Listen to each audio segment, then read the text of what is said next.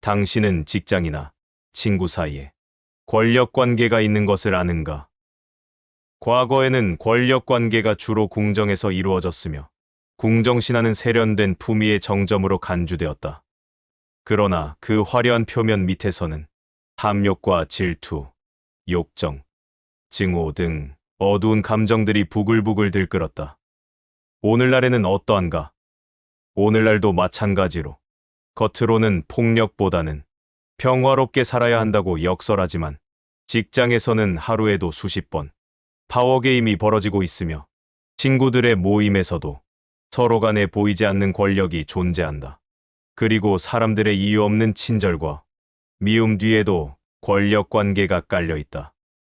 우리가 살고 있는 사회에서 인간 관계를 권력의 관점에서 바라볼 때에야 비로소 세상의 모든 진실을 보다 명확하게 이해할 수 있다. 따라서 이 세상에서 권력은 피할 수 없는 진실이다. 흔히 권력을 가져야 한다고 하면 굉장한 거부감을 느낄 수 있다. 그러나 권력을 가지지 못한다면 남들에게 휘둘리는 인생을 살 수밖에 없다. 우리는 자신의 의지대로 살기 위해서라도 권력을 가져야 한다. 이때 권력을 교활한 것, 무자비한 것으로 생각하지 말고 자신이 세상을 자유롭게 살기 위한 힘이라고 관점을 바꾸어 생각하자. 그리고 자신만의 삶을 살기 위해서는 이런 힘을 인식하고 갖추도록 노력해야 한다. 로버트 그린은 현대의 마키아벨리로 불리운다. 그는 권력의 법칙이라는 책을 통해서 3000년의 동서양의 권력자들과 그 주변 인물들을 연구한 결과를 보여주었다. 그는 수많은 권력자들의 사례를 통해 권력을 48가지 통찰로 정리하고 현대적인 의미로 재해석하였다. 그의 재해석은 인간관계와 처세의 탁월함을 보여준다. 오늘 우리는 그의 책을 통해 권력의 4가지 법칙과 상대방이 알지 못하는 사이에 은밀히 지배하는 방법을 함께 배우고자 한다. 그럼 책 속으로 함께 들어가 보자. 르네상스 시대의 위대한 외교관이자 궁정신하였던 니콜로 마키아벨리는 이렇게 썼다. 항상 선하게 살려는 사람은 선하지 않은 수많은 사람들 사이에서 파멸에 이를 수밖에 없다. 그러므로 권력을 지키고자 하는 군주는 선하지 않게 되는 법을 배워야 하며 그렇게 배운 바를 필요에 따라서 이용하거나 이용하지 말아야 한다. 가장 다루기 힘든 5가지 유형. 권력의 기술에서 최고 경지는 양떼 속의 늑대를 구분하고 산토끼 무리 속의 여우를 찾아내며 독수리 무리 속의 매를 식별해내는 능력이다. 그런 것들을 잘 구별해낸다면 당신은 사람들에게 무리한 수를 구사하지 않고도 성공을 거둘 수 있을 것이다. 하지만 접촉하는 모두를 아무런 구분 없이 맹목적으로 대한다면 당신의 눈에서 눈물이 마를 날이 없을 것이다. 따라서 인간의 유형을 파악하고 그에 맞춰 행동하는 능력을 갖는 것은 대단히 중요하다. 여러 인간의 유형 중에 가장 위험하고 다루기 힘든 5가지 유형이 있다. 첫째, 뱀처럼 교활하면서 기억력이 뛰어난 유형. 상처를 입거나 기만을 당했을 때 이런 유형의 사람은 자신의 분노를 겉으로 드러내지 않는다. 그는 이해타산을 계산하며 꾹 참는다. 그러다 묵은 빚을 청산할 수 있는 기회가 오면 가차없이 보복을 한다.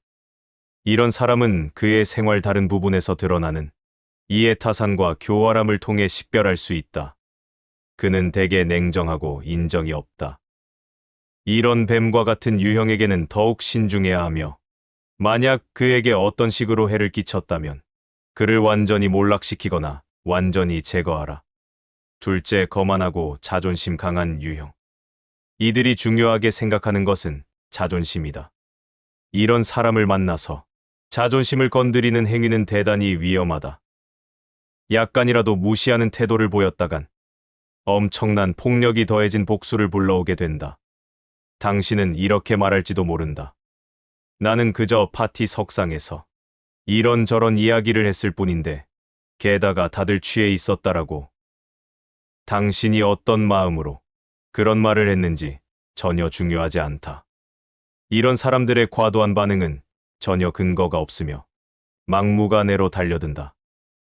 따라서 그를 이해해 보려고 해봐야 아무 소용이 없다.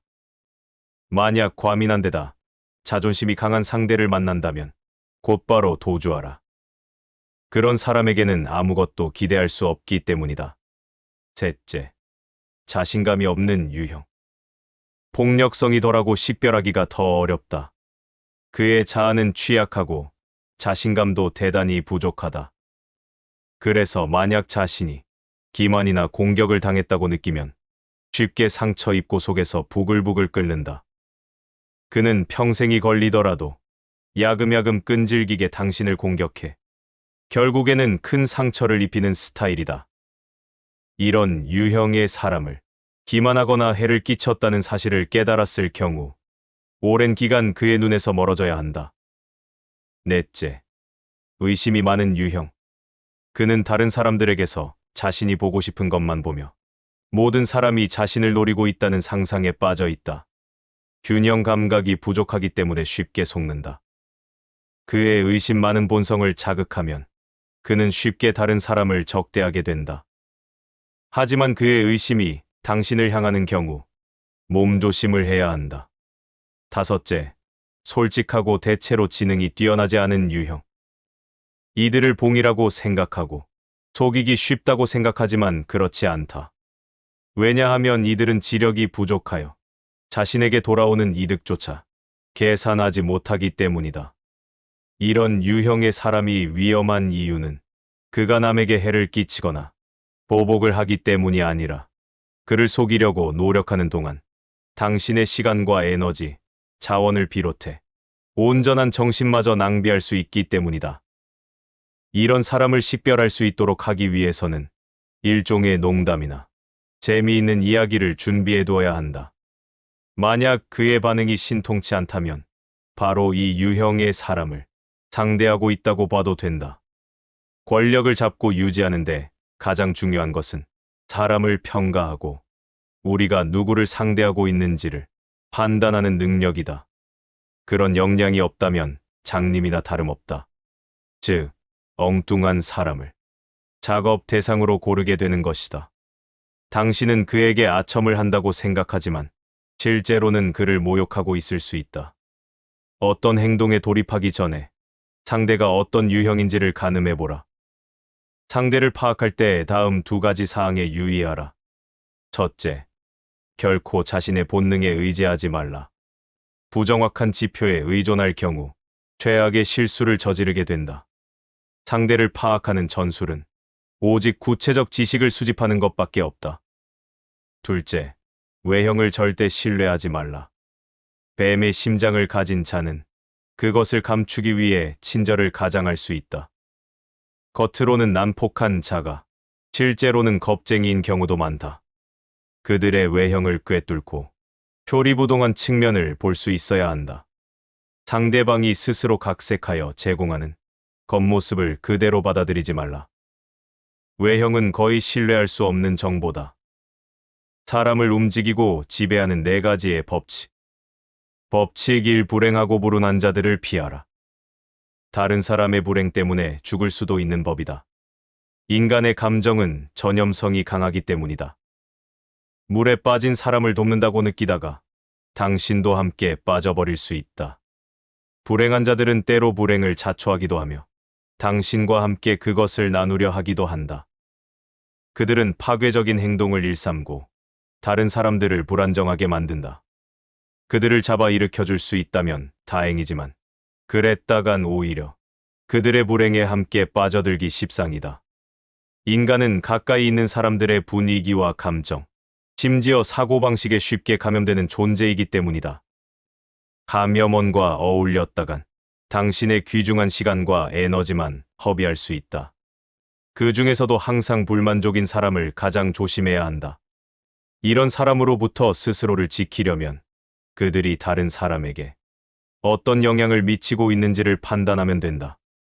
이들은 불행을 자초하고 과거가 파란만장하며 인간관계가 좋지 않고 삶의 이력이 불안정하며 당신을 휘둘러 사리분별을 잃게 하는 특징이 있다.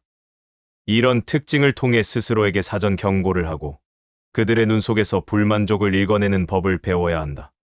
발타사르 그라시아는 이렇게 말했다.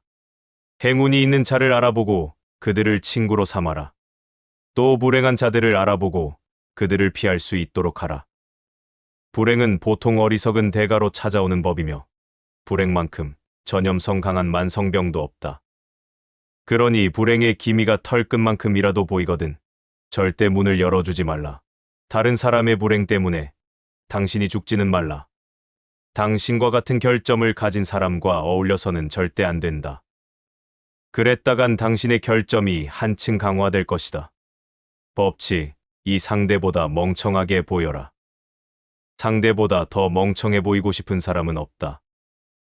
이를 역이용해 상대가 당신보다 더 똑똑하다고 느끼게 해주어라. 일단 당신이 자기보다 못하다는 확신이 서면 당신의 숨은 의도를 결코 의심하지 않을 것이다. 우리는 다른 사람이 자신보다 더 똑똑한 것을 못 견뎌 한다. 그런 감정을 다른 방식으로 정당화시켜보려고 애쓰기도 한다. 지능이라는 개념은 사람들 대부분의 허영에서 실로 큰 비중을 차지한다. 따라서 부주의하게 다른 사람의 두뇌를 모욕하거나 이의를 제기하는 짓은 치명적인 결과를 초래할 수 있다. 그것은 도저히 용서할 수 없는 죄가 된다. 하지만 이 철칙을 유리하게 활용하는 능력만 갖추면 당신은 온갖 종류의 속임수를 구사할 수 있게 된다. 상대가 당신보다 더 똑똑하다고 느끼게 만들면 그들은 우월감에 빠져 당신을 전혀 의심하지 않게 된다. 그때 당신은 상대를 제압할 수 있다. 중국에는 돼지 가죽을 뒤집어 쓰고 호랑이를 사냥한다는 속담이 있다.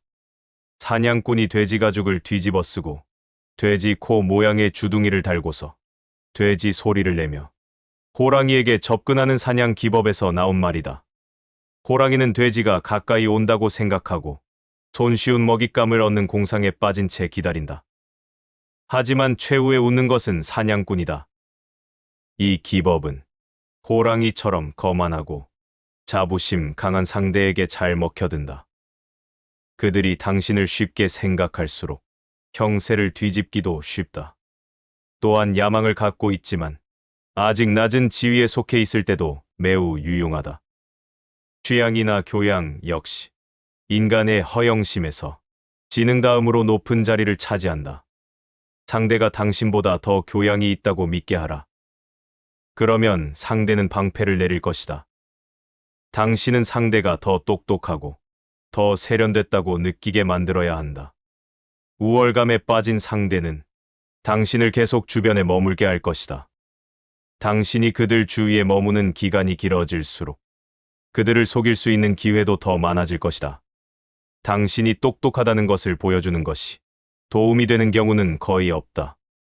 당신은 항상 실제보다 멍청하게 보이는 것이 좋다. 만약 사람들이 우연히 우리가 겉보기보다 훨씬 더 똑똑하다는 사실을 알았을 때 그들은 당신이 사려 깊은 사람이라고 생각하고 처음부터 똑똑한 모습을 보였을 경우보다 훨씬 더 존경하게 된다. 법칙 3. 분노하지 말아라. 쇼펜하우어는 이렇게 말했다. 가능하면 그 누구도 당신에게서 저기를 느끼지 못하게 해야 한다. 상대방에게 화가 나서 말을 하거나 말이나 표정 속에 증오를 보여선 안 된다. 그것은 위험하고 어리석은 일이며 우스꽝스럽고 천해 보인다. 행동 이외에는 그 어디에도 분노나 증오를 드러내지 말라. 감정은 행동에서 드러날 때만 효과적이다. 맹독을 품은 건 냉혈 동물뿐 아니던가. 분노와 감정 노출은 전략적으로 비생산적이다. 당신은 항상 침착함과 객관성을 유지해야 한다. 만약 적을 화나게 하면서 당신 자신은 침착할 수 있다면 당신은 결정적 이점을 확보하게 된다. 적의 평정을 흐트러뜨려라. 적의 자만 속에서 맹점을 찾아 휘저어 놓아라. 그러면 당신이 적을 조종할 수 있게 된다. 노발대발한다고 사람들이 겁먹거나 충성심을 갖지는 않는다. 당신의 권력에 의구심과 불안감만 가지게 될 뿐이다. 그런 식의 감정 폭발은 당신의 약점을 드러내 당신의 몰락을 재촉하는 경우가 많다. 화를 내는 사람들은 결국 어처구니 없는 모습을 연출하게 마련이다. 이들은 상황을 너무 심각하게 받아들여 자신에게 가해진 상처나 모욕을 과장한다. 가장 터무니없는 오해는 화를 폭발시키는 것이 곧 권력이라 믿는 것이다. 사나운 행동은 권력이 아니라 무기력하다는 표시다. 만일 어떤 사람이 당신을 향해 화를 터뜨리면 그 화는 온전히 당신만 향하고 있는 게 아님을 알아야 한다. 그 화의 원인은 오랫동안 쌓인 수십 가지 상처가 원인이다. 따라서 화를 개인적인 원한으로도 보지 말고 신경 쓸 가치도 없다. 분노를 터뜨리면 선택지만 줄어들 뿐이고 권력자는 선택지 없이는 강성해질 수 없다. 문제에 감정적으로 대응하지 않도록 스스로를 훈련시키고 나면 엄청난 권력을 손에 넣을 수 있는 위치에 서게 된다. 성급한 사람을 상대할 때 최선책은 아무 반응을 하지 않는 것이다. 자기는 이성을 잃고 있는데 상대방은 아무렇지 않게 냉정을 유지하고 있으면 바짝 약이 오른다. 상대방이 감정적 동요에 휘말려 이성을 잃으면 당신은 여러 번 승리를 거머쥘 수 있다. 상대방이 유치하게 구는 와중에 당신은 품위와 평정을 잃지 않는 것도 그런 승리의 순간 중 하나다. 손자는 말한다. 적이 화를 잘 낸다면 그를 자극하라. 적이 자만심에 차 있다면 그의 자만심이 고개를 들게 만들어라. 적을 움직이는 데 능한 자는 적이 행동에 나설 만한 상황을 만든다. 법칙 사자비나 의리가 아니라 이익에 호소하라. 17세기 프랑스 작가인 장 드 라브리에르는 이렇게 말했다. 출세에 성공하는 가장 바르고 좋은 방법은 사람들로 하여금 당신의 이익을 돕는 그들에게도 이익이 된다는 것을 분명히 알려주는 것이다. 협력자에게 도움을 요청할 때는 과거에 당신이 베풀었던 배려나 도움 따위를 상기시키지 말라. 그러면 상대는 당신의 요청을 회피할 방법을 찾게 된다. 대신 당신을 도와주면 상대에게 생기는 이익을 밝히고 과도할 정도로 강조하라. 그래야 상대의 열정적인 반응을 이끌어낼 수 있다. 권력을 추구하다 보면 더 큰 힘을 가진 사람에게 도움을 청해야 하는 경우가 반드시 생긴다. 도움을 청하는 데에도 기술이 필요하다.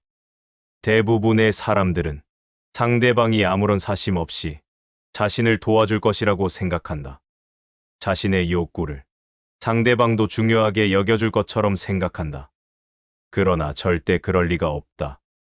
또 사람들은 훌륭한 대에 사랑이나 은혜 같은 고결한 감정을 들먹인다. 하지만 가장 호소력을 갖는 것은 현실적인 이익이다.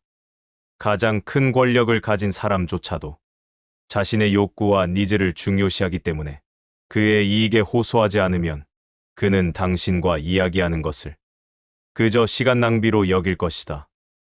이익은 사람들을 움직이는 지뢰와 같다. 당신이 상대의 욕구를 충족시켜주거나 상대의 목표 달성에 기여할 수 있음을 보여주면 상대는 도와달라는 당신의 요청을 뿌리칠 수 없다.